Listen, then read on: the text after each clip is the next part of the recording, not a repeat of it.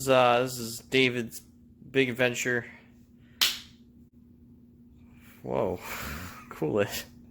Okay, everybody, so if you're trapped inside now during the quarantine, one thing that can be really hard is to keep up a normal fitness regimen. So I'm going to go through a routine that I've put together that you can do with minimal equipment. I'll show you some of the stuff we're working with. First of all, I have a bin. It's just full of as many books as I can comfortably curl like that. It's got really tiny handles. That's a bit of a pain. If you've got a cardboard box, any sort of container you can just load up with junk, that's going to be one of our major implements. I have a couple of just normal 2-liter, 750 milliliter bottles that I've filled up with water. Having one with a long handle is good, but you don't necessarily need one. I'll show you some stuff with both. And our last bit of equipment, maybe one that you can't make yourself as easily, is just one of these pull-up bars. If you don't have one, talk to any straight male 20-something that you know. He has one, he hasn't used it in 3 years, take it away from him. All right, so let's go through our day one routine. This is basically going to be our push day. In a normal bodybuilding split, we're going to separate things between a push day, right? We're using chest, triceps to move weight away from you. Our second day is going to be a pull day, things like back and bicep pulling weights towards you. And then our day 3 is going to be legs and a few accessories like forearms, abs, extra shoulder exercises. So day 1, we're going to start out with wide push-ups. We're going to superset these with a wide push-up hold. If you want to get like a low angle or something. So you've all seen lots of different push-up variations. There's claps, there's diamond push-ups. One of the general rules of thumb, the wider your push-up, and you're going to want to turn your hand out a little bit just for comfort on your wrist. A wide push-up is going to hit your chest more. The closer your hands are together, like in a diamond push-up, the more it's going to hit your triceps. So we're going to start out with the bigger muscles first, because those take longer to fatigue. We want to get some use in on those first, so they wear out about the same time as smaller muscles like the triceps. So we're going to start out with just 12 reps. And when you finish your 12 reps, we're just going to go down and hold for about 30 seconds. When that's done, we go back for our second set of 12. We continue for 4 sets of 12 wide push-ups. We're going to continue with chest exercises. This is what's called a pullover. I'm going to use the book box for it. Anything relatively heavy that you can comfortably lift above yourself and not worry about dropping it on your face is going to be best. I'm going to carefully get a hold on this box to where I can hold it above me and not worry that it's going to fall on me. I'm going to lower this down above my head. I'm using my chest to, with straight arms, pull that out above my head. We're going to just repeat that for 4 sets of 12. Make sure you have a weight that you can really control. The last thing you want to do is just pour out the contents of that box all over your face. Alright, from the wide grip push-ups and the pullovers, our major chest exercises, we're going to start moving into triceps. I said before, a closer grip push-up is going to hit your triceps more. So we're going to do what are called diamond push-ups, or just narrow push-ups.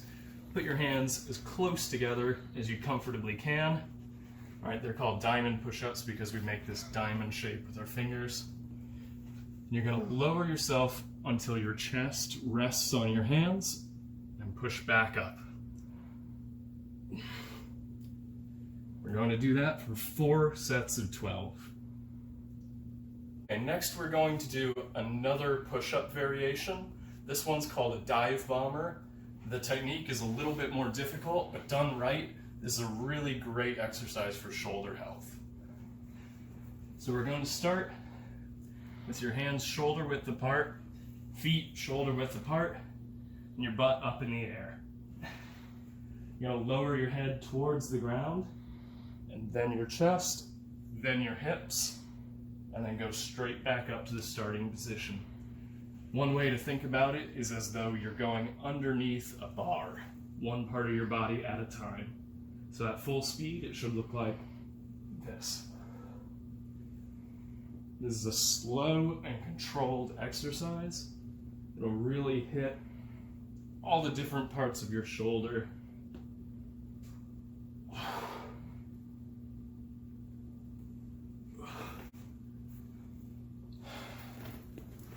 So that's going to warm up our shoulders for the next part of this workout. All right, next we're going to take a moderate weight, something like your quarantine supplies of baked beans, and we're going to do lateral raises, 12 reps, straight out to your side, just a slight bend in your arm.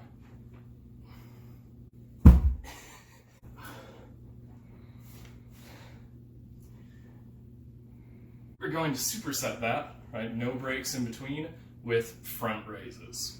Just alternate one arm, then the other. All right, our next exercise is another shoulder exercise. This is going to replace something like a regular shoulder press or even a push press that we might do at the gym with barbells. We're going to do handstand push-ups. Now that can sound intimidating at first. This is a really easy exercise to gradually progress up to. The classic way to progress up to handstand push-ups is to just use the wall so you don't have to worry about balancing. I recommend putting on some socks so you don't scrape up your wall.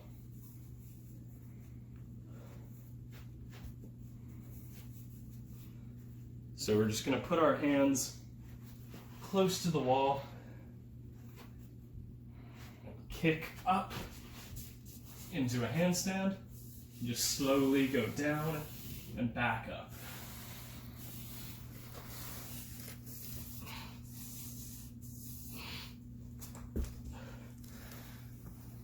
If you're not quite at a point where you're comfortable doing that for several reps, you can start by working up with incline push-ups. You can start with the seat of a chair.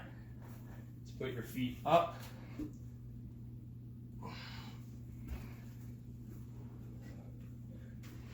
If you want to increase the incline, you can use the back of a chair.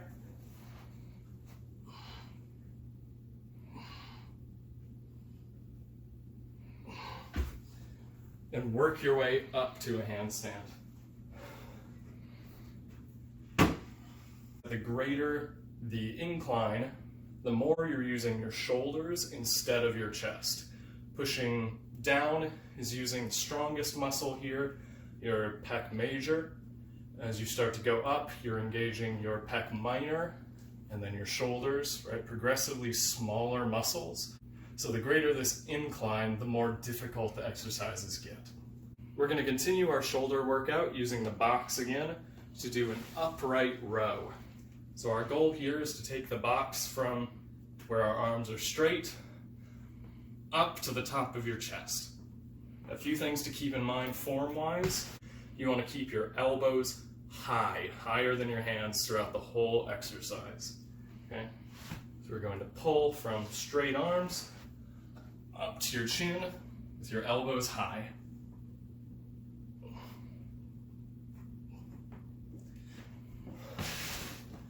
This is going to work both your lateral delts and your anterior delts. And what that means is the side of the shoulder and the front of the shoulder. If you want to add an extra exercise in here for the posterior deltoid, the smallest part of the shoulder in the back, that can be a good idea for maintaining shoulder health. I'll show you one thing that you can do. If you have something like a stool that you can lay flat across and take the weights that you used for your lateral raises and your front raises, what we'll do is just lay your chest on the stool or chair, or whatever you use. Take your weight with your arms straight and just lift your arms towards your back.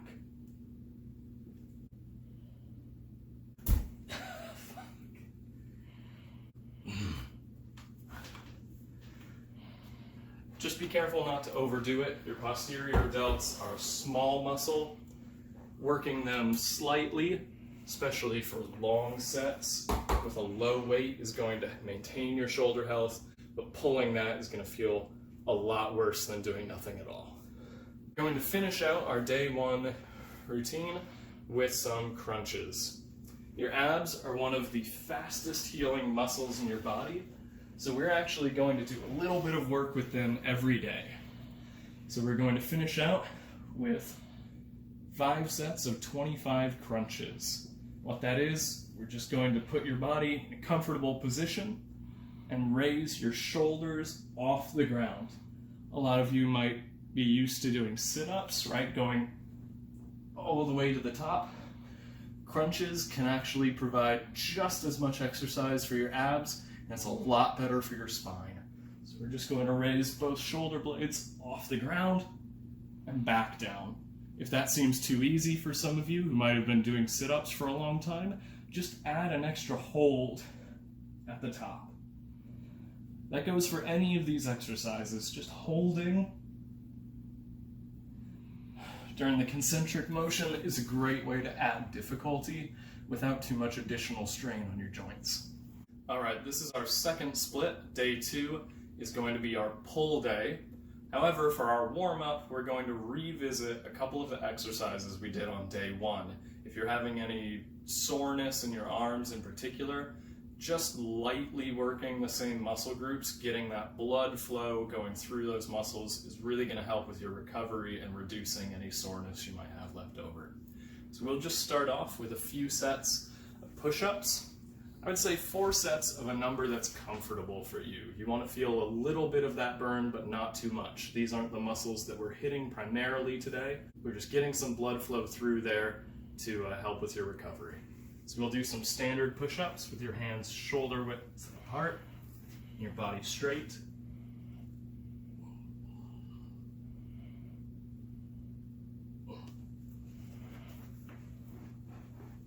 And we're going to do the same thing with some dips, just using a chair.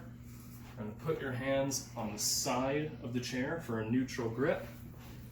We're going to sit in front of the chair.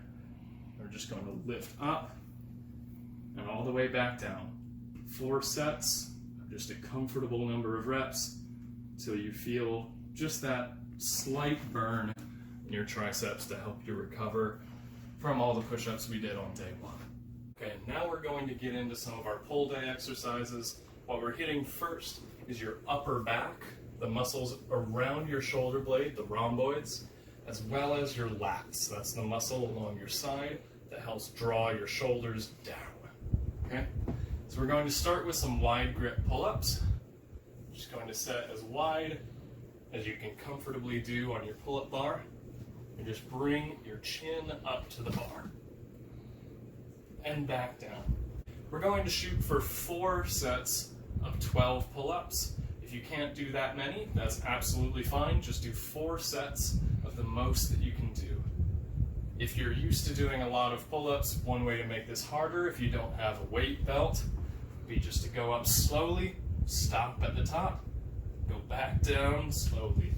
All of these exercises, we want to really focus on being slow and controlled. That helps us get the most out of our exercises, even if we have a really low weight. After our wide grip pull-ups, we're going to change to a close grip with your palm towards you. We're going to do some chin-ups. Put your hands as close together as you're comfortable with. Bring your chin up to the bar.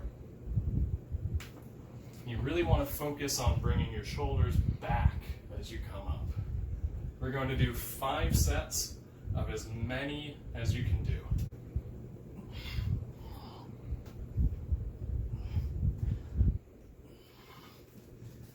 Remember, you want to keep your body stable, right? We don't want to be kicking around, for example. None of this stuff. That's going to just make it a lot easier and take away some of those benefits you would get in your biceps and your upper back. So just stable, straight body, slow and controlled. .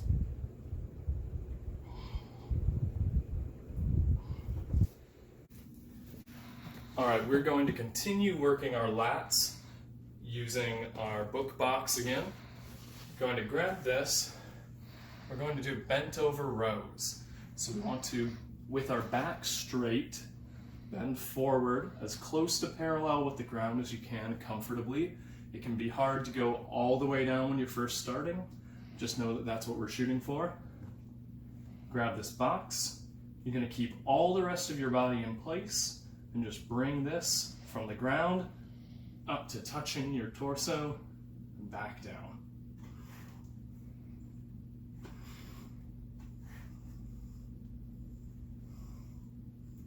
Some people have a tendency to look down at the floor for this exercise.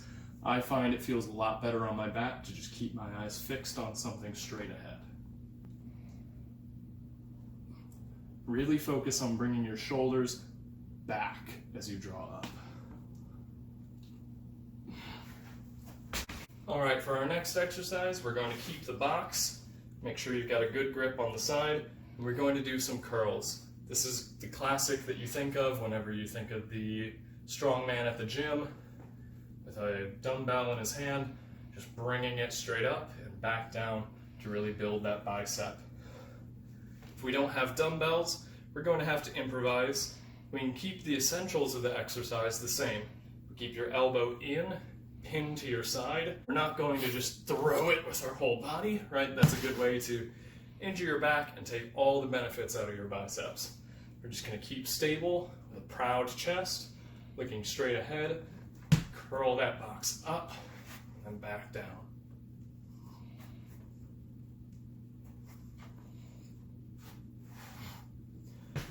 As long as we've got the box, we're going to do one more exercise with it. We're going to do shrugs. This is an exercise you really want to be careful about the weight. If you go too high, too quickly, you can tend to tweak your neck. Done right, this exercise is going to build up your traps. Those are the muscles that sit on top of the back of your shoulders and connect to the back of your neck. They can really give that appearance of size when well developed. So we're just going to take the box with our arms straight, proud chest, looking forward. Just going to raise your shoulders and go back down.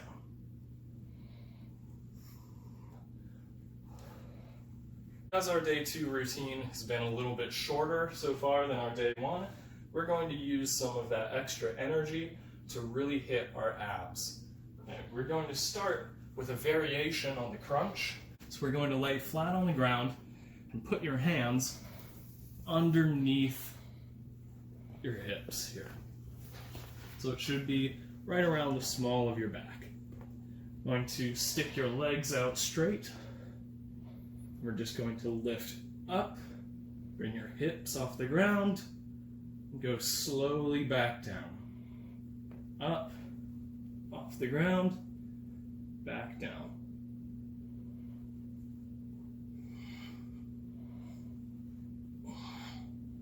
For our next exercise, I'm just using another container that I've filled up with water to add weight.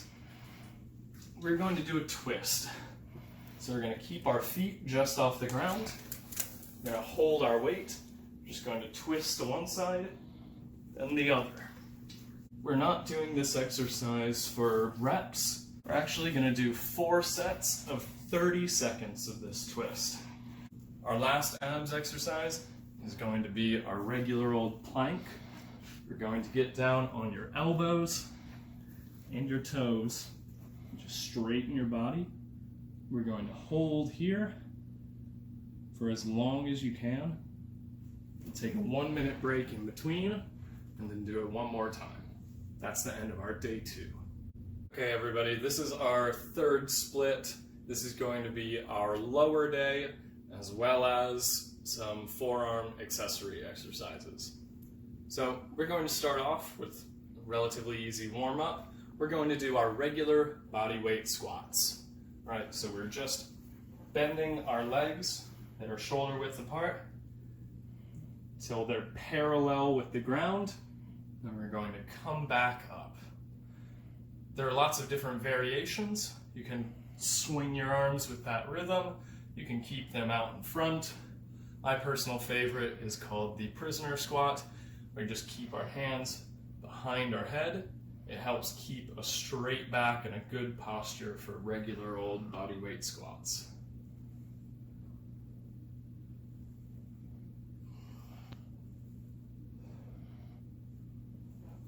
Alright, when we're feeling warmed up, we're going to move on to a more difficult squat variation called the pistol squat. I'll show you a few different ways to progress up to this exercise. Your standard pistol squat is a one-legged squat with your other leg out in front of you. So we just go down all the way and back up. This can be a really difficult exercise when you start out, but it's easy enough to progress up to. One thing you can do is use a couple of chairs just to stabilize you as you're going down, and use your arms just to assist you going back up only as much as you need. You can do the same thing in a door frame. Just go down and use your arms to help you back up. This exercise is particularly good because it forces you to use all the small stabilizing and balancing muscles in your leg. As such, it can be a lot more tiring than just your standard bodyweight squats. Also because it's just one leg. After we've done our squats, we're going to work on calves with regular old bodyweight calf raises. That's just going all the way up on the balls of your feet and then back down to the ground. Now your calves are one of those muscles in your legs that is just made to go all day. As a result, it can take a long time to actually get a good workout in.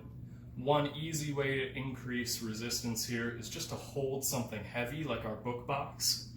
Another way is what's called a 1.5 rep, where we go all the way up, go back down halfway, and then back up again, and then down. We count that as 1 rep, a 1.5. That just keeps our muscle under tension for a longer time while still staying in motion. We can get a lot more exertion out of roughly the same number of reps. All right, our next exercise is going to be for our glutes and hamstrings. So this is going to use our book box again, or any other heavy object.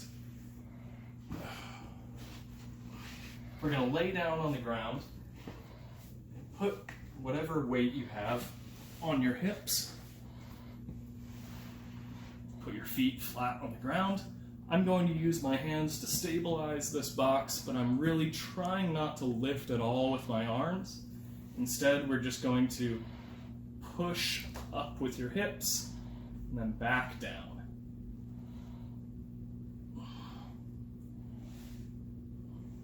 With good posture and enough weight, this is going to work our whole posterior chain from your hamstrings to your glutes and even a little bit of your lower back. We're going to finish out our leg exercises with a classic endurance exercise or band camp punishment. We're just going to do a wall sit with your legs, upper legs parallel to the ground. We're going to sit for as long as you can. We'll stop and take a 1-minute break, and then we'll go back and do another long as you can, one last time. All right, next we're going to move on to some forearm exercises.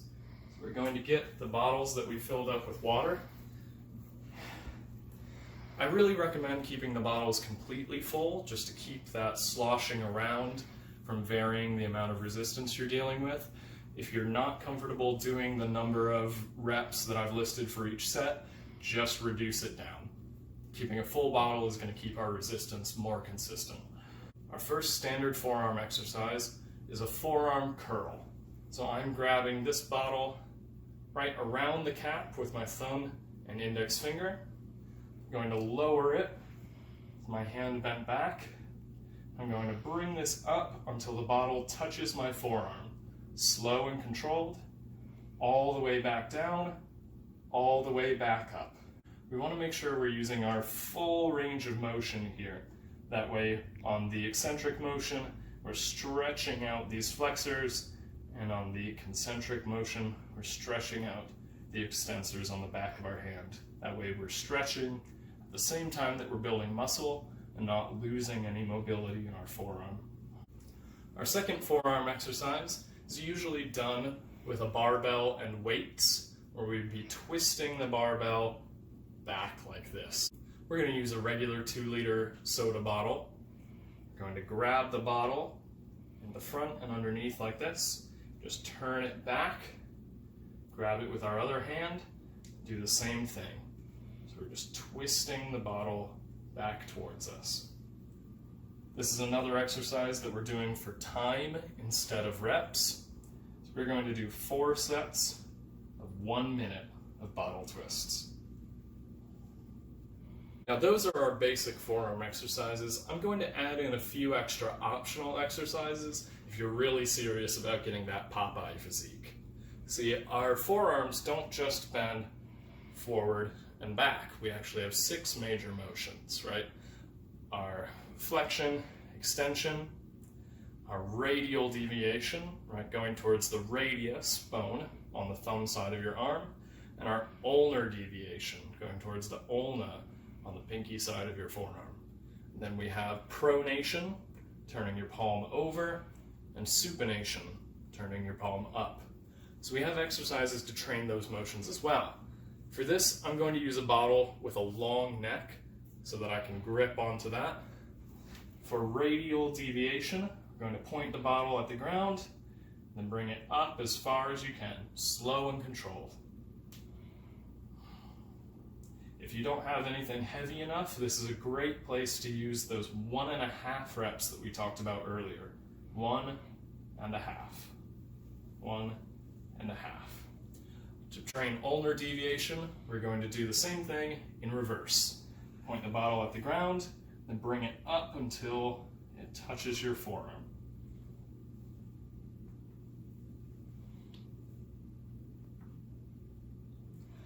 To train pronation, it can help to lie on your side to get the full range of motion. I'm just going to use the back of the couch here.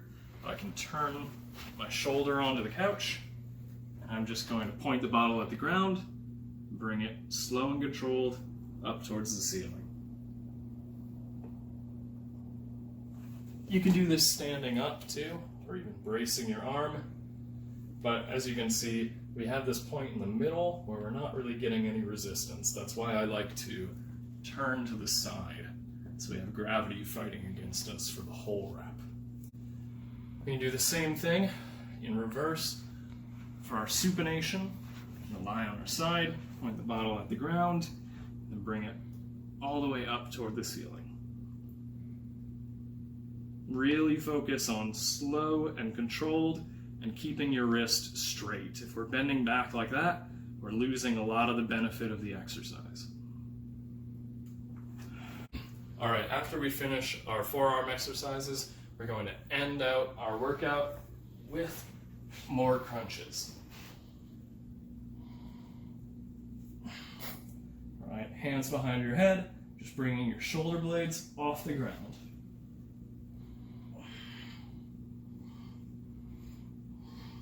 And that's our day 3 workout.